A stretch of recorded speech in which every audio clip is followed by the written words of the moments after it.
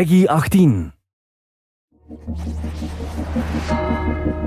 Across the centuries, assassins and Templars wage a hidden war. One side fights for freedom, the other for control. The fate of humanity hangs in the balance, and that balance is shifting. Welcome to Assassin's Creed Brotherhood Diaries. Assassin's Creed is about a grand battle between Templars and Assassins that are hidden behind the scenes of history.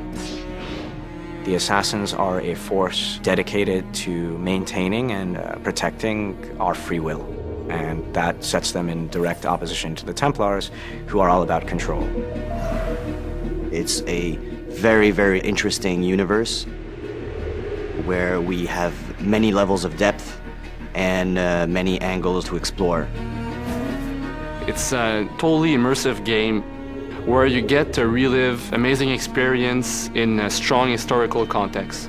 With Assassin's Creed, the fans are very important to us, and we know how many people are out there waiting for the next installment and are excited to see what's going to happen. So it's important on the story side that we deliver new twists, new turns, and that we continue the narrative the way we had begun. Assassin's Creed 1, as most of people know, was set in the Third Crusades during the 12th century. Assassin's Creed 2 was set in the Renaissance. This time around, we are going to focus especially on the city of Rome itself and on the life of Ezio, the second part of his life where he decides to build a new order, which we call the Assassin's Brotherhood. So Ezio is initially just a young guy who finds himself forced into this world that he never knew existed. He's then exposed to this war between Templars and Assassins, and then struggles and fights to find his place in things. And it just so happens to be sort of at the side of the Assassins.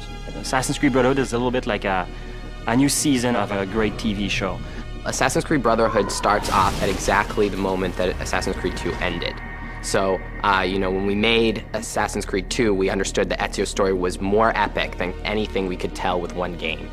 And this time around, what we wanted to give the players is the fantasy of being leader of an assassin order.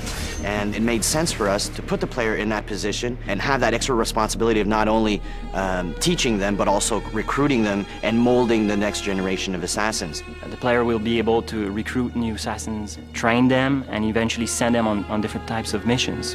You will see many familiar faces in Assassin's Creed Brotherhood. Lots of characters that you knew before in Assassin's Creed 2 will return, but not necessarily the way you expect. Now Ezio is much older, he's wiser, and he's about to become a leader of the Assassin Order. And he'll need to prove that he truly can lead. But things aren't going to go as planned. Next on the Brotherhood Diaries. We're introducing a fresh and unique multiplayer experience, so that's the first time we are doing that for the Assassin's Creed franchise. In Assassin's Creed Brotherhood, the player is going to get to actually create the Renaissance in Rome.